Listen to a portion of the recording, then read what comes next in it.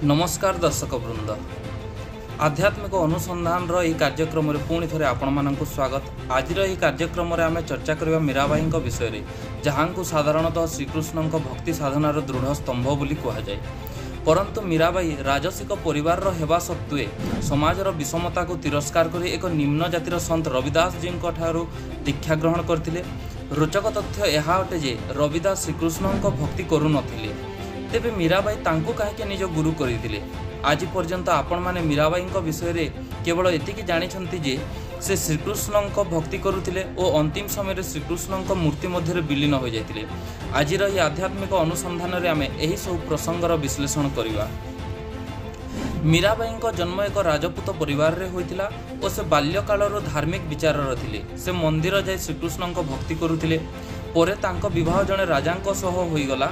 राजा मध्य धार्मिक व्यक्ति थिबारु केबे भी तांको मंदिर जिबाकु मना करे नथिले, किंतु लोकचर्चारू बंचिबा पई तांको सह 3-4 जण दासी को पठाई देउथिले। किछि वर्ष पर राजांको मृत्यु हो जिबारु राजांको भाई सिंहासन रे बसिथिले।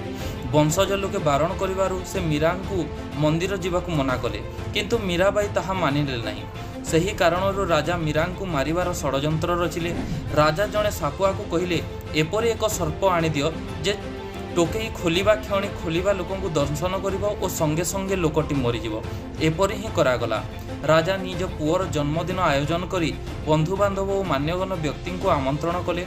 राजा जने दासी हाथ में अलंकार डबारे साप को रखी मीराबाई पाखक पठाई देले और आदेश देले जे दूर दूरंतारू बंधु बांधव आसुचंती, तेणु हार को भल भाव पिंधि नेबे, नहेले समस्ते कहिबे राजा भाउजर भल मंद बुझु नाहांती। मीराबाई पाई तो हार माटी तुल्य थिला, किंतु हार न पिंधिले अजथा झगड़ा हेबो। यह विचार करी से चाकराणी आगरे बाक्स को खोलिले और सेथिरु वास्तविक रत्न खचित हार बाहरिला। राजांको उद्देश्य थिला आज साप कामुड़ारे मीरांको मृत्यु होइजिवो और समस्तंकु विश्वास होइबो जे एथिरे राजांकर कोनोसी हाथ नाही, किंतु राजार योजना विफल हेला। पुनश्च राजा विचार कले जे एथर मु निजे मीरा को विषपान कराइबी, आउ नहेले शिरच्छेदन करिबी। आउ सापुआ को एपरि भयंकर विष आनिबाकु कहिले जहाको जीभरे रखिबा मात्र मृत्यु होइजिवो। से राजा को एपरि विष आनिदेला। राजा मीरांकु कहिले एही विषपान कर, नहेले मुंड काट कराजिवो।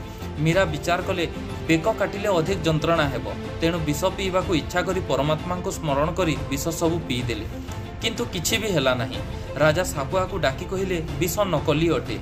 तेबे सापुआ विष पात्र रे गोरस रखी एक कुकुर को पीबाकु देला। कुकुरटी द्वितीय थर जीभ भी देई न पारी मरीगला।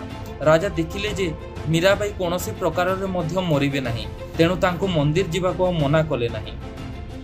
मीराबाई को मंदिर जीवा मार्ग रे एक बगीचारे परमेश्वर कबीर साहेब और संत रविदास सत्संग करुथिले। मीराबाई देखिले सेठारे परमात्मा को चर्चा हेउछि। परमेश्वर कबीर साहेब सृष्टि रचना को संक्षिप्त भाव बुझाउथिले। से कहिले श्रीकृष्ण तथा श्री विष्णु को उपरे अन्य जने सर्वशक्तिमान परमात्मा अछंती। जन्म मरण समाप्त नहिले भक्ति करिबा न करिबा सह समान अटे। जन्म मरण तो भगवान विष्णु को भी समाप्त होई नाही, ताहेले तांको पूजक मानक केमिति शेष हेबो। कबीर साहेबंको मुख कमलर ही वचन शुणी परमात्मा को खोजुथिबा आत्मा मीराबाई को नुआ किरण मिलीगला। सत्संग शेष हेबा परे से पचारिले, हे महात्मा आज्ञा कले निज शंकार समाधान करिबी। कबीर जी प्रश्न करिबा को कहिले।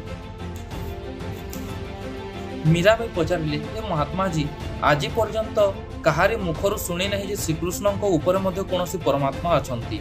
आज आपणक मुखरु एहा शुणी मो द्वंद्व पड़ी जाइछि। मु मानुछि जे संत केबे मिछ कहंती नाही। परमेश्वर कबीर जी कहिले, आपणक धार्मिक गुरु मानकर यह दोष अटे जे सेमानक निजको मध्य जणा नाही जे आमर सद्ग्रंथ रे को ज्ञान बताया जाइछि। श्रीमद देवी भागवत पुराण रो तृतीय स्कंध रे श्री भगवान विष्णु स्वयं स्वीकार करुछंती जे मु विष्णु ब्रह्मा तथा शंकर नाशवान अटु। आमर आविर्भाव अर्थात जन्म एवं तिरोभाव अर्थात मृत्यु होई थाए। आमे अविनाश नहु, आमर मध्य विनाश होई थाए। मीराबाई कहिले जे, हे महाराज जी भगवान श्रीकृष्ण मते साक्षात दर्शन दियंती, मु तांको सहित संवाद करि थाए। कबीर जी कहिले, हे मीराबाई आपण गोटे काम करंतु, भगवान श्रीकृष्ण को ही पचारे नियंतु जे तांकर ऊपर कोनोसे भगवान अछंती कि से देवता अटंती, केबे भी मिछ कहिबे नाही। राति रे मीराबाई भगवान श्रीकृष्ण को आह्वान कले। त्रिलोकीनाथ प्रकट हेले। मीरा निज शंका समाधान पर निवेदन कले कहले, हे प्रभु कौन आपणक ऊपर मध्य कौन परमात्मा अछंती? श्रीकृष्ण कहले, हाँ मीरा, परमात्मा अछंती, किंतु से केबे दर्शन दियंती नहीं। आमे बहुत समाधि और साधना करी देखि सारिछु। मीराबाई सत्संगरु परमात्मा कबीर जी ठारू शुणिथिले जे सेही पूर्ण परमात्मा को से प्रत्यक्ष दर्शन कराई देबे, सत्य साधना करी तांको पाख सतलोक को पठाई देबे। मीराबाई श्रीकृष्ण को पुणी प्रश्न कले जे आपण कोन जीवर जन्म मरण समाप्त करि पारिबे? श्रीकृष्ण कहले, यह असंभव अटे, किंतु परमात्मा कबीर जी कहिथिले जे मो पाखरे एपरी भक्ति मंत्र अछि जहा द्वारा जन्म मरण चिरदिन पय समाप्त होई जिवो एवं परम धाम को प्राप्त हेबो।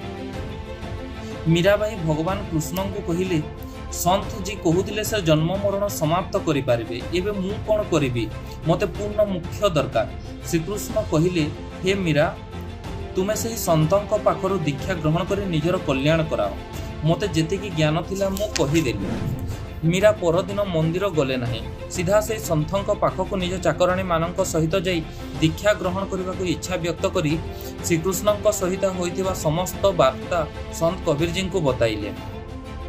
मीराबाई को प्रथमतः परीक्षा नेबा पई संत कबीर परमात्मा मीरा को कहिले, सेठारे जो संत अछंती तांको पाखक जाई दीक्षा ग्रहण कर। मीराबाई संगे संगे रविदास जी पाखक गले और कहले, हे महात्मा, दीक्षा ग्रहण कर मोर कल्याण कराओ।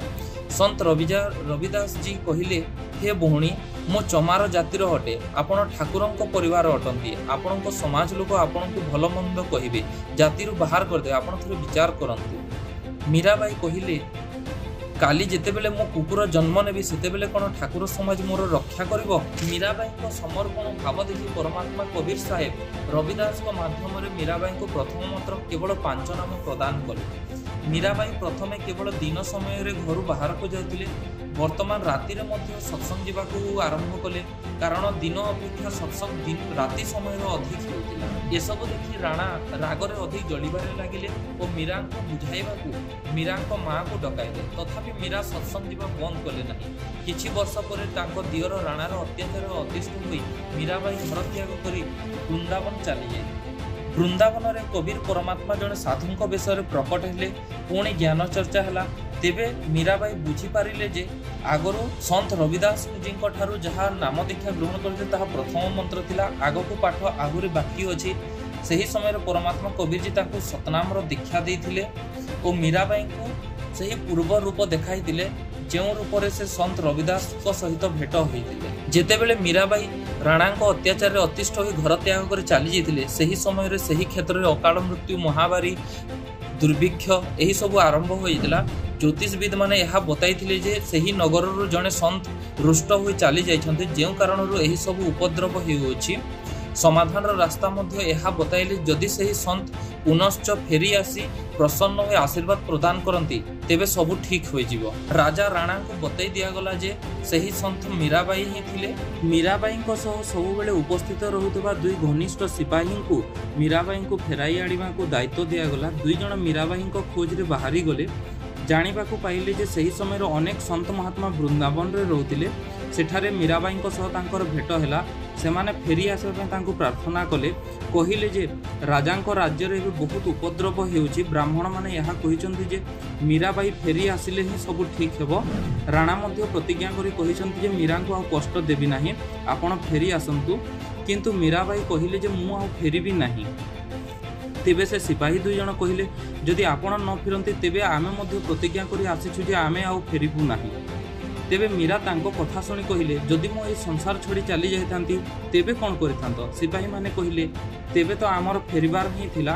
सही समय रे मीराबाई गोटे एकतारा बाहर कले ओ परमात्मा को स्तुति करबा को लागिले।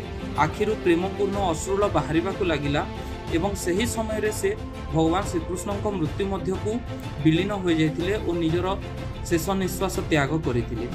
किंतु मीराबाई को एते त्याग और समर्पण पर मध्य तांको जन्म मरण चक्र समाप्त हो पारिला नहीं।